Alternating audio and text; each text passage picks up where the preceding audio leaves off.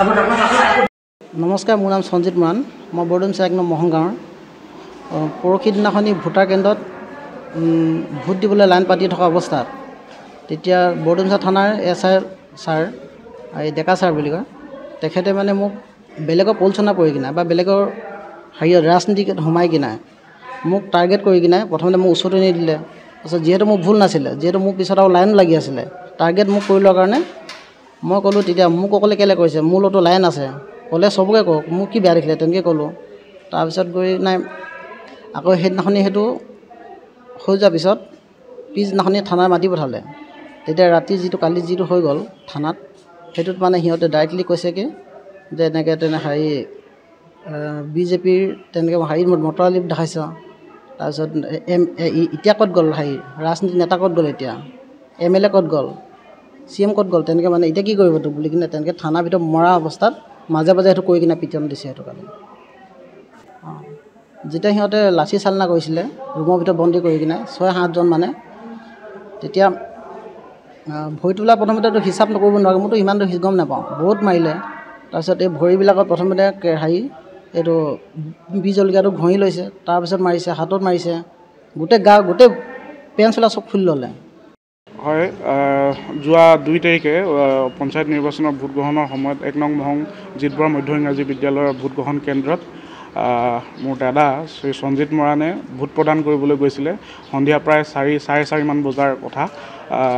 তেওঁ এটা লাইনত থিয় হৈ থকা অৱস্থাত আৰক্ষী বিষয়াজনে তেওঁক হয়তো কিবা আঁতৰিবলৈ কৈছিলে বা কিবা কৈছিলে, গোটেইখিনি কথা মই স্পষ্টভাৱে নাজানো, যিহেতু তাত মই উপস্থিত নাছিলোঁ।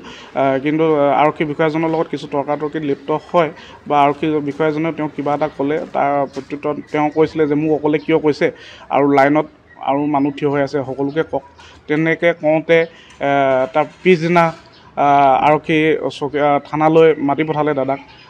আহি তেওঁ পিছদিনা যেতিয়া দিনৰ 1:30 মান বজাত যেতিয়া তেওঁ নিজে আহি ধৰা দিয়েহি, তেতিয়া তাৰপিছৰ পৰা ৰাতি প্ৰায় 10:30 মান বজাল 9:30 মান বজালৈকে আৰক্ষীৰ ভিতৰত কাকো সোমাবলৈ দিয়া নাই। তেওঁলোকে কি কৰিছে কি নাই কৰা আমাক একো মানে পৰিয়ালৰ লোকক লগ কৰিবলৈ দিয়া নাই। তাৰপিছত যেতিয়া মেডিকেল তেওঁলোকে চেকআপ কৰাই কিনি যেতিয়া আকৌ পুনৰ ঘৰৰ মানুহক মানে শপতনামা লৈ যেতিয়া আমাক পৰিয়ালৰ লোকক এৰি দিয়ে, তেতিয়া তাৰপিছত আমি দেখিবলৈ পাইছোঁ মানে ঘৰত গৈ যেতিয়া পানীৰে মুখ ধুইছে, তেতিয়া গোটেই মুখত জ্বলা পোৰা কৰিবলৈ আৰম্ভ কৰিছে।